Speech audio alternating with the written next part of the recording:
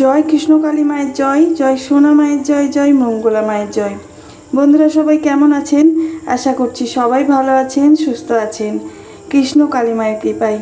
আমিও ভালো আছি আপনাদের ভালোবাসায় এবং কৃষ্ণকালী মায়ের কৃপায়। আমি লিপসিং মিঠু আবারও একটা নতুন আপডেট নিয়ে আপনাদের সামনে হাজির হয়ে গেলাম।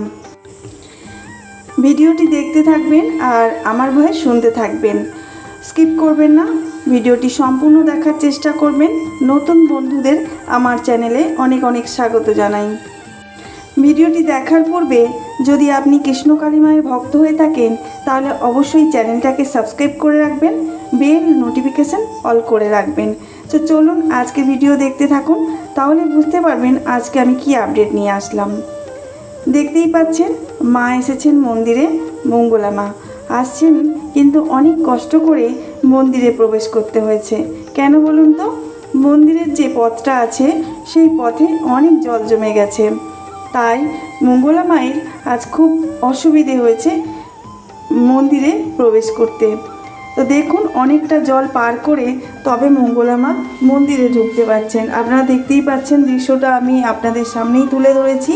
অনেকটা জল, হাঁটু পর্যন্ত জল কাদা পেরিয়ে তবে মঙ্গলা মা ভক্ত সেবা করতে আসছেন। আমাদের জন্য মঙ্গলা মা অনেক কষ্ট করে থাকেন, আর ভক্তরাও এই ভগবানের জন্য আর আমাদের মঙ্গলা মায়ের জন্য অনেক কষ্ট করেন। এই যে হাঁটু ভর্তি জল জমা হয়ে আছে, ওখানেই ভক্তরা দাঁড়িয়ে আছে, অপেক্ষা করছে মঙ্গলা মায়ের জন্য। কখন তিনি আসবেন, কখন ত্রিশূল ছোঁয়াবেন, সেই অপেক্ষায় রয়েছেন ভক্তরা।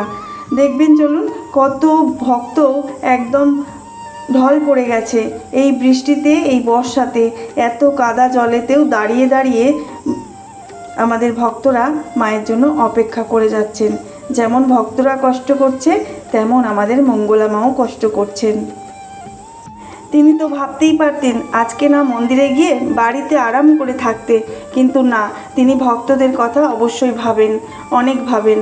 তিনি দেখতে পেয়েছেন, যেহেতু এখানে সিসি ক্যামেরা লাগানো আছে, তিনি বাড়ি থেকেই দেখতে পেয়েছেন ভক্তরা তার জন্য কতটা অপেক্ষা করছে আর কত পরিমাণ ভক্ত আছে মন্দিরে জমায়েত হয়ে। এক হাঁটু কাদা, সেটা আপনাদেরকে দেখাবো, চলুন দেখতে থাকুন, আমার ভয়ে শুনতে থাকুন। এই যে রাস্তাটা আমি দেখাচ্ছি, এক হাঁটু জল জমে আছে আর পাঁকে ভর্তি হয়ে আছে। এটা হলো মেন রোড থেকে রাস্তা থেকে নেমেই যে আমাদের ঢালটা পড়ছে মন্দিরে প্রবেশ করার, সেই রাস্তাটাই, যেখানে অনেক দোকান বসেছে, অনেক দিনমজুরের পেট চলছে এই মন্দির থেকে। দেখুন তো কত ভক্তরা অপেক্ষা করছে আমাদের মায়ের জন্য, দেখতে পেলেন? হ্যাঁ, এই জল কাদা বৃষ্টির মধ্যেও আমাদের ভক্তরা এইভাবে একভাবেই চলে আসে আমাদের মন্দিরে। শত শত উপকার পেয়ে লক্ষ লক্ষ ভক্তের ভিড় এই মন্দিরে। যেমন আমাদের ভক্তদেরকে স্যালুট জানাই, আমাদের কৃষ্ণকালী মায়ের মেয়ে মানে আমাদের মঙ্গলা মাকেও আমি স্যালুট। কেন? কারণ উভয় পক্ষই অনেক কষ্ট করছেন, আমাদের ভক্ত সেবার জন্য মঙ্গলা মা করছেন, আর ভক্তরা আমাদের মঙ্গলা মাকে ভক্তি ভরে ডেকে আমাদের কৃষ্ণকালী মায়ের মন্দিরে আসছেন। মঙ্গলা মা মাঝে মাঝে ভক্তদের ওপর রেগে যান, অনেক বকা দেন, অনেক কষ্ট করেন। তাই জন্যই তো তিনি যদি ধৈর্য ধরে এত ভক্ত সেবা করতে পারেন, মুখে কোনো কথা না বলে এত কষ্ট সহ্য করতে পারেন, তাহলে ভক্তরা কেন একটু সহ্য করবে না? হ্যাঁ, ভক্তরা অবশ্যই করে। কিছু ভক্ত এই মন্দিরে এসে অনেক তীব্রভাবে সমালোচনা করে বা তীব্রভাবে গণ্ডগোল করার চেষ্টা করে, সেইগুলো করে থাকে। কিন্তু আমাদের মঙ্গলা মা একটু পর্যন্ত রেগে যান, কিন্তু তারপরে আবার সবাইকে আপন করে নেবার তার ক্ষমতা আছে। আমাদের কৃষ্ণকালী মায়ের যেমন সবাইকে একসাথে জোট বেঁধে রেখে দিয়েছে ভক্তদেরকে, সেরকম আমাদের মঙ্গলা মায়েরও এই মনোভাবটাই আছে, সবাইকে কিভাবে আগলে ধরে রাখতে হবে।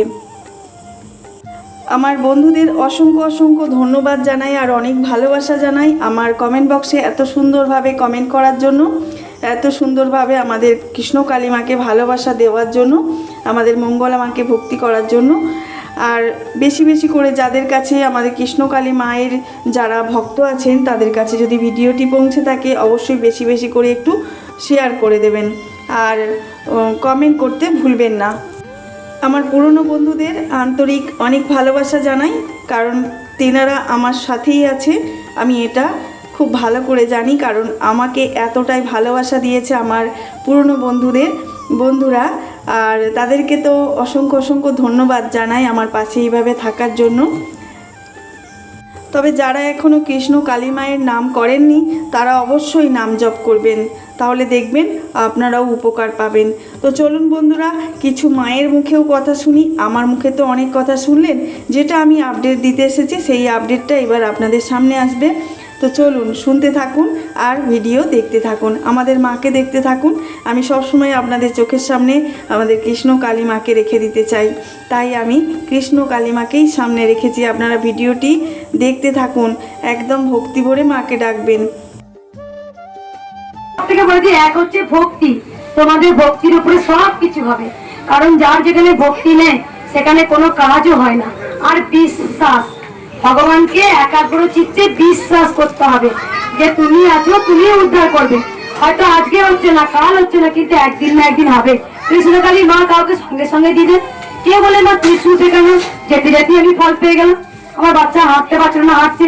কেউ বলে মা ত্রিশুতে কেন, এক সপ্তাহের মধ্যে কাজ পেয়েছি। কেউ বলে মা 15 মাস পর আমি পেলাম, সেই মনস্কামনা পূর্ণ হলো। কেউ বলে মা আমি যে 1 বছর 2 বছর ধরে আসছি, আজকে আমার হলো কাজটা, কালকে হচ্ছে, আজকে পুজো দিতে এসেছি। ঠিক সেম এরকম তোমরা যেমন সবার কপাল এক আছে, যে যেমন পেটের সন্তানও যে মায়ের কপাল আর সন্তানের কপাল এক থাকবে সেটাও কিন্তু ভুল। যে যেমন কর্ম নিয়ে জন্মগ্রহণ করবে, যার যেমন কর্ম তার তেমন ফল। তাই দেখবেন আমরা রামপ্রসাদ মাকে ভালোবাসবেন, মায়ের আর আপনাদের মধ্যে কোনো পাঁচই রাখবেন না। আপনার ছেলে অন্ধ কানা বাবা, আপনার বৌমাকে 12 বছর পর সন্তান দেয়নি, তবু তুমি গোবিন্দকে ভালোবাসবে। আমার কিচ্ছু চাই না গোবিন্দ, তোমার যদি মনে হয় দেওয়ার তুমি ঠিক দেবে, কিন্তু আমি যেন তোমায় ভালোবাসতে পারি, তোমাকে যেন কোনোদিন আঘাত না করি গোবিন্দ, এই চেতনা চৈতন্য আমার মধ্যে দিও। এটাই হচ্ছে গোবিন্দকে পাওয়া। তাই তোমাদের সঙ্গে আমার এত পার্থক্য কেন হয়ে গেল? দেখবে আমার কষ্ট করার পর আমি মায়ের চরণ টিপে দিই। ওমা তুমি অনেকক্ষণ দাঁড়িয়ে ছিলে না আমার সাথে, এসব পাগলে টিপে দিই। এটাই হচ্ছে মা আর সন্তানের ভাব। আমার কিচ্ছু চাই না। দেখবে তোমার না চাইতি গোবিন্দ তোমার মনের ব্যথা জানে। তুমি কি জন্য এসছো, কি কারণে আসছো, কি জন্য এসছো, মুখ ফুটে বলতে হয় না। মা অন্তর্জামী, মা তোমার মনের কথা আগেই জেনে গেছে যখন তুমি বাড়ি থেকে বেরোচ্ছ। তুমি কিছু আছে, যদি আজকে গোবিন্দকে ভালো না বাসতে পারি তাহলে এই জীবনটাই হচ্ছে আমাদের বৃথা। তাই আমাদের গোবিন্দকে ভালোবাসতে হবে। গোবিন্দকে, তোমার সোনা দানা টাকা পয়সা বাড়ি গাড়ি সন্তান সবকিছু বৃথা যদি আমি গোবিন্দ চরণে না ঠাঁই পাই। তাই একবার নারদ যে যেমন কর্ম করে, ভগবান দেহের মৃত্যু, আত্মার মৃত্যু হয় না, দেহটার কিন্তু মৃত্যু হয়। তখন যখন নরক থেকে যখন এত জ্বালা যন্ত্রণা ভোগ করছে, তখন নারদ বলছে, ওখানে জ্বালা যন্ত্রণা ভোগ দেখে তখন নারদ এখন বলে ফেলেছে, হে নারায়ণ জায়গায় ওই দেখে অবাকে বলছে, হা নারায়ণ, হা নারায়ণ, মানে হা এত জ্বালা যন্ত্রণা মৃত্যুর পরও। অবশ্যই বলে না, পাপ করলে পাপের ঘরা পূর্ণ হলে আবার পরের জন্মে গোবিন্দ ঠিক হিসাব বুঝে নেয়। আর পুণ্যি করলে পুণ্যের ফলটাও গোবিন্দ হিসাব বুঝে দেয়। যেমন কর্ম নরক যন্ত্রণা ভোগ করছে বুঝে দেয়, যেমন কর্ম নরক যন্ত্রণা ভোগ করছে, দেহের মৃত্যু হয়, আত্মার তো মৃত্যু হয় না। তখন সঙ্গে সঙ্গে গোবিন্দ নারদ গিয়ে বলছে, হে নারায়ণ জায়গায় বলতে পেরেছে, হা নারায়ণ, হা দেখে অবাক। হা আর যেই ওই নারায়ণ নামটা তাদের ওই পাষণ্ডদের কানে চলে গেছে, তারা তত্তর করে স্বর্গে চলে যাচ্ছে। তখন নারায়ণ বলেছিল নারদকে, দেখলি বললাম যাস নে, ওখানে যাস নে তুই, কারণ গোবিন্দ নামটা এতটাই পবিত্র, এত শুদ্ধ। তাই কলিযুগের কৃষ্ণ নাম করতেই হবে। যিনি কৃষ্ণ তিনি কালী। আর এই মন্ত্রে এত শক্তি, যেখানে স্বয়ং মা রয়েছেন, মাতা হচ্ছে পরম বৈষ্ণব। কলিযুগ কৃষ্ণ কালী, ভালো করে মিলিয়ে দেখো, কলিযুগের কলি কৃষ্ণ কালী, এই মন্ত্রটার মধ্যে অসম্ভব শক্তি আছে। যদি সে অন্তর দিয়ে কৃষ্ণ ভজন করতে পারে ঘরে বসে, জয় কৃষ্ণ কালী মায়ের জয়, জয় কৃষ্ণ কালী মায়ের জয়।